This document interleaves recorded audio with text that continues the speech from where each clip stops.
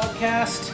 I'm your host Pablo Gunner here at Twin Suns, and I'm here to talk nerdy to you about the new Power Rangers comic book series by Boom Studios. Mighty Morphin Power Rangers is published by Boom Studios, written by Kyle Higgins, illustrated by Hendrik Prasetya, with colors by Matt Herms.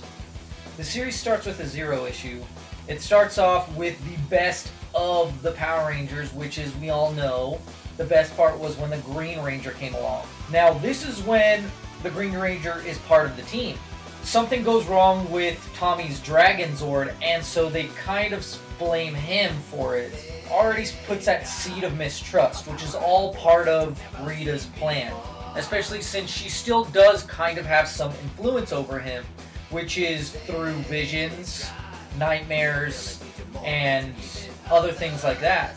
So as time goes on, she continues to put that pressure on him, and it gets so extreme to the point that it's physically and mentally exhausting. He literally passes out. Trini, she ends up doing this scan on him to find out that there is something going on with his mind and his body.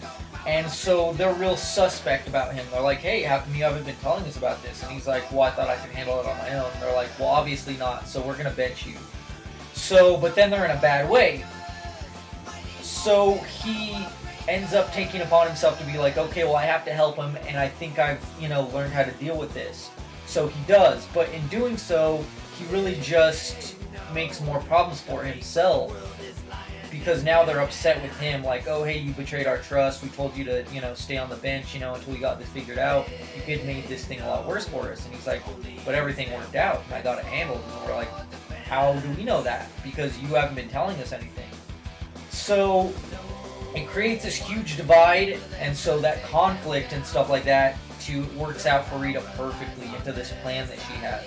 What it really comes down to, I feel, is the art. The art is so perfect for the Power Rangers, where it looks semi-realistic, but it's slightly cartoony, and at the same time, it's dark, in tone, writing-wise, and visually, but it's also colorful, which fits the Power Rangers very well. So I would have to say, though, that the thing that makes this so great is that serious tone. It changes things so much, especially for a lot of us who grew up on MMPR. We're like, hey, I want something more adult. Because we can watch the old stuff and go man, it's cheesy. And there's some decent stuff in there, But overall, we're not kids anymore, and we want something more serious. And this is what you're going to find in this.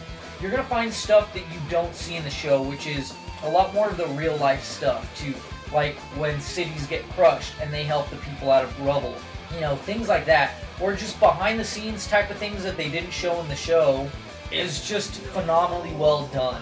That dark, serious tone, yet having it colorful at the same time, it fits the Power Rangers so well. The Boom Studios Mighty Morphin Power Rangers is a strong buy for any and all Power Rangers fans. And even if you're not, this is a great way to get into them.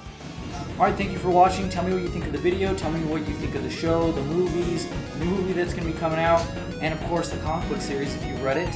And make sure you like, comment, subscribe, and I'll hook you up with one of these free digital comics. Steve Rogers, Captain America #4, Civil War II tie-in, The Uncanny Inhumans Annual #1, International Iron Man #6, Star Wars #22. So like I said, be a subscriber, like, comment, I'll hook you up with one of those free digital comics. Remember, all things Talk Nerd to Me you can find at TNTM The Show, and Talk Nerdy Time. Morphin' Time!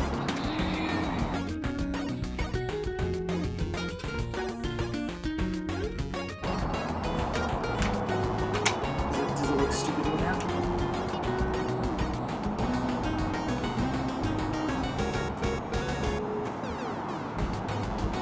How was that?